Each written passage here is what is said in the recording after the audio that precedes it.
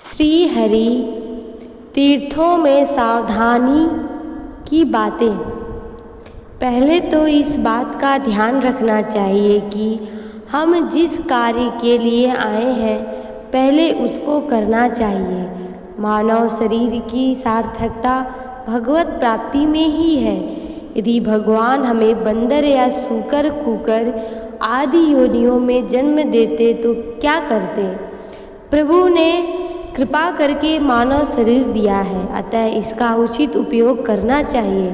तीर्थों में आए हैं, यहाँ आकर भी यदि कार्य सिद्ध नहीं हुआ तो फिर कहाँ होगी।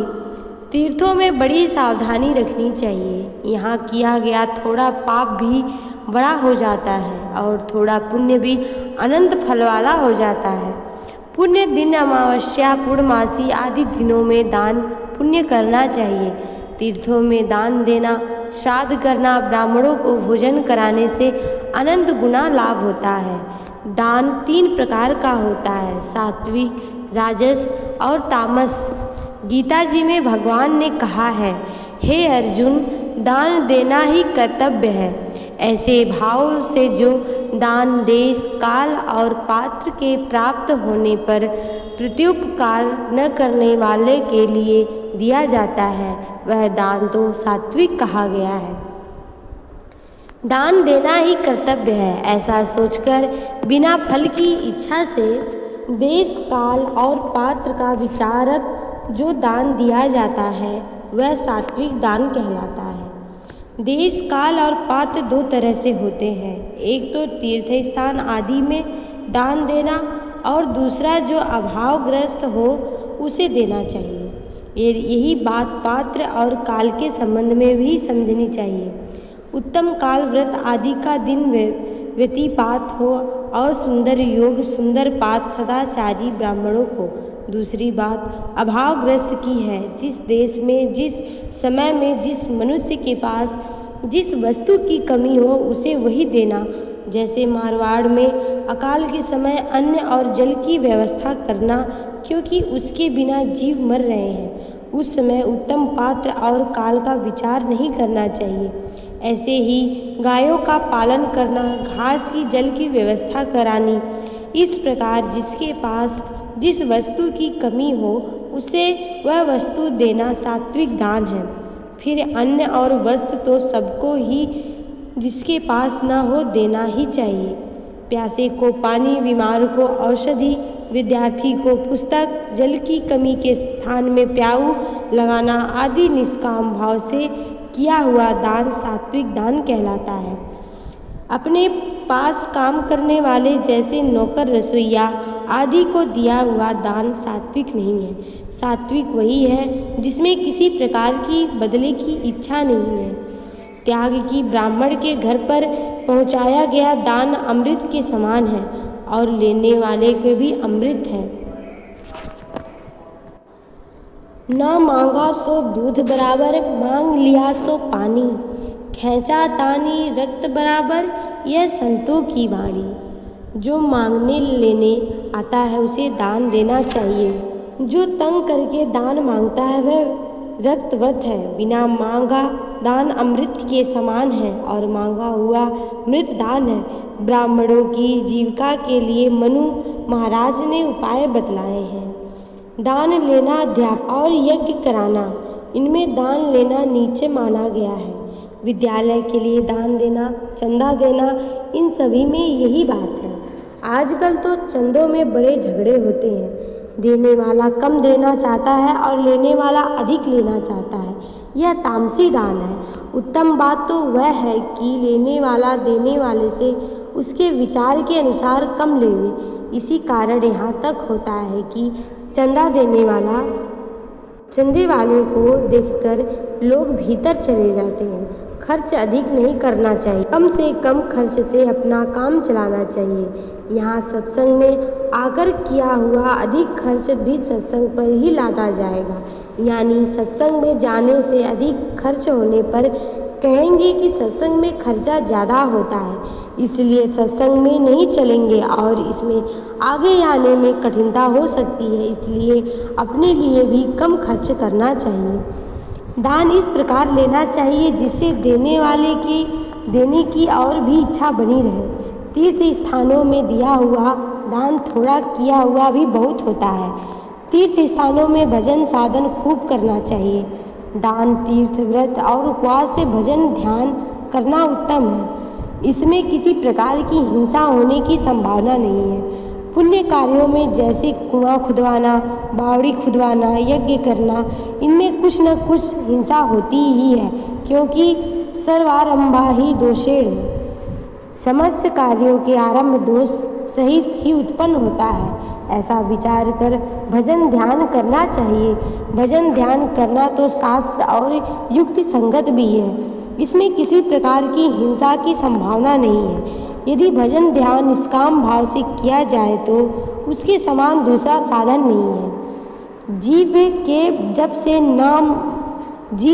जप से मन का जप अधिक महत्व है। मन से जो संकल्प किया जाता है उस सब में भगवान का स्मरण और चिंतन होना मानसिक जप है। भजन ध्यान करते समय ऐसा समझना चाहिए कि भगवान सामने खड़े हुए हैं, भगवान के मस्तक पर नाम लिखा है। इस प्रकार ध्यान करने से बड़ा लाभ होता है। साधारण जप से मानसिक जप 1000 गुणा है। वह भी यदि निष्काम भाव से किया जाए तो जल्दी ही परमात्मा की प्राप्ति हो सकती है। यहाँ गंगा किनारे आकर तप करना और नियत ठीक रखकर संयम रखना चाहिए।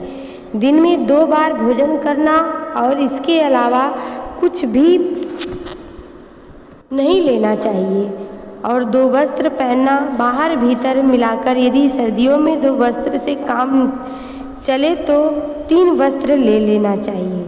भोजन में 2 चीज़ खानी, अधिक से अधिक 3, यानी भोजन में 2 या 3 तरह की चीज़ ही एक समय के भोजन में खानी चाहिए। यह संयम तप का एक अंग है। इसी प्रकार एकादशी के व्रत में भी एक बार फलाहार करके रहना चाहिए।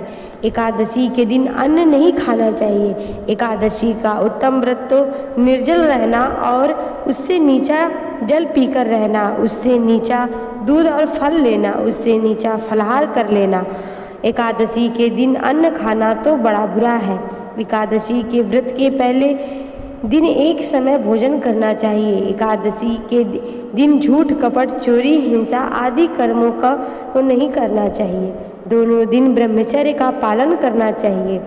धर्म पालन के लिए कष्ट सहकर भजन करें। नियमों का पालन करना चाहिए। इसमें त्याग ही त्याग है और मन को संकल्प से रहित करें। भगवान ने गीता जी के 17वें अध्याय के 16वें श्लोक में इसे मानसिक तप कहा है, अर्थात मन की प्रसन्नता और शांत भाव एवं भगवत चिंतन करने का स्वभाव, मन का निग्रह और अंतःकरण की पवित्रता, ऐसे यह मन संबंधी तप कहा जाता है। मन की प्रसन्नता और सौम्यता के लिए मन और संयमित रहना चाहिए, भाव की शुद्धि रखनी चाहिए। ये मानसिक तप है। इस प्रकार तप करने से हिंसा का त्याग होता है। जो वाणी का तप है वह भी उत्तम चीज़ है। भगवान ने गीता जी के अध्याय 17 श्लोक 15 में कहा है कि ऐसे वचन बोलना चाहिए जिससे किसी को दुख नहीं हो, जो उद्रेक का न करने वाला, प्रिय और हितकारक एवं यथार्थ भाषण है, और जो वेद शास्त्रों के पढ़ने का एवं परमेश्वर के नाम जपने का अभ्यास है, वह निसंदेह वाणी संबंधी तप कहा जाता है। सत्य, प्रिय और हित करने वाले और जो किसी को द्वेग पैदा न करे, ऐसे वचन बोलना चाहिए और अभ्यास भी करना चाहिए।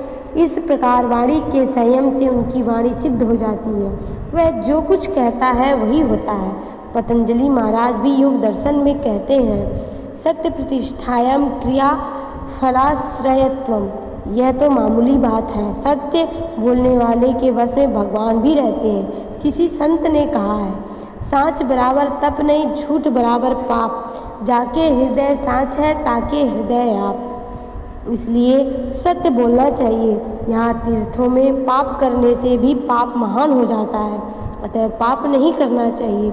जिस प्रकार महात्माओं का सत्कार करने से पुण्य और तिरस्कार करने से पाप होता है, एवं तुलसी जी में जल डालने से पुण्य और पेशाब करने से पाप होता है, ऐसे जिनमें पुण्य महान करने की शक्ति होती है वह पाप को भी महान ज़्यादा कर देते हैं। अतएव छोटा पाप भी नहीं करना चाहिए। किसी भी जीव की हिंसा नहीं करनी चाहिए। ऐश आराम छोड़कर तब करना चाहिए। किसी की सेवा करते हुए भगवान की ही सेवा समझकर करनी चाहिए। यहाँ सब समय भजन ध्यान में लगना चाहिए। इस प्रकार सब कर्म एक एक भी परमात्मा की प्राप्ति कराने वाला है। भगवान ने गीता जी में अध्याय में 4:28 में कहा है कि द्रव्य यज्ञ और तपो यज्ञ ये सात्विक होने चाहिए। कितने ही लोग द्रव्य यज्ञ करते हैं, कोई तप यज्ञ करते हैं, कितने ही योग यज्ञ और स्वाध्याय रूपी ज्ञान यज्ञ करते हैं। इन सब में परमात्मा का ध्यान और सत्संग बड़े काम की चीज़ है। सत्संग करना वृक्ष में जल सींचने के समान है। स्वाध्याय करना वृक्ष के लिए कुएं से जल खींचकर देना है और शुद्ध गंगा जल मिले, इससे भला और क्या लाभ हो। गंगा जल तो अपने हाथ का जल है। अतः सत्संग रूपी गंगा जल से भगवान के भजन रूपी वृक्ष को सींचना चाहिए। भजन ध्यान से जो समता होती है वह वृक्ष का बढ़ना है और जो भगवत प्राप्ति होना वृक्ष का फल पाना है। इस प्रकार सब बातें विचार कर 1 मिनट भी व्यर्थ न जाने देना चाहिए। ऊंचे से ऊंचा काम है भजन ध्यान करना, दूसरा सत्संग स्वाध्याय करना, तीसरा दीन दुखियों की निष्काम भाव से सेवा करने से अंतःकरण शुद्ध होता है। जितना जितना जिसका निष्काम भाव होगा वह उतना ही ऊंचा होगा। यहाँ हम पर घर छोड़कर आए हैं, इसलिए हमें ऊंचे से ऊंचा लाभ उठाना चाहिए। नारायण नारायण नारायण नारायण नारायण।